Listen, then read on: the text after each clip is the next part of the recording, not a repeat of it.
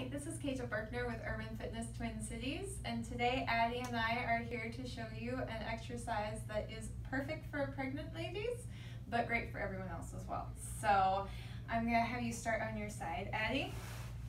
This is a Pilates exercise, and a lot of times if my clients have a wall that they can be up against, I recommend that you start up against a wall unless you have someone who can watch you. Because what you want is your shoulders and your hips stacked right on top of each other. Yep.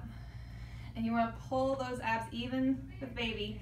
You want to think about straightening up your back as much as possible so that you're not arched in your back and you're not rounded over, but you want to think nice and long. So if you have a wall that you can fit up against, you would put both shoulders and both hips up against the wall and make sure that bottom one is all the way up against the wall, because a lot of times our top hip goes back and we don't notice. Now you're going to pike your feet forward to a 45-degree angle in front of you.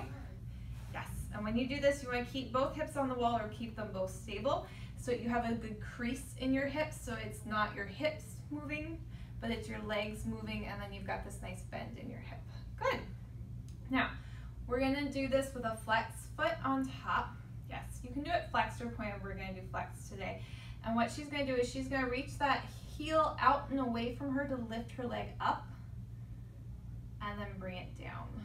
Good. So this is working your glute and your outer leg. Yes. And the key for this one is you don't want to think about going in a straight line up towards the ceiling. Instead, what you want is to think about moving in a circular pattern so that you're reaching out and away from your body. The other thing you want to make sure is that this top hip doesn't move. So you're not going to come up very high when your leg is parallel like this or toes facing in front of you, because your bones get in the way. So it's only going to come up a little bit because you don't want that hip to come up towards your shoulder. You want it to stay perfectly still. So you really feel it in that low butt and you're not crunching anything in your spine. Good. Turn your toes up towards the ceiling now. So this is a rotated version, I call it turned out. And then you're going to do the same motion.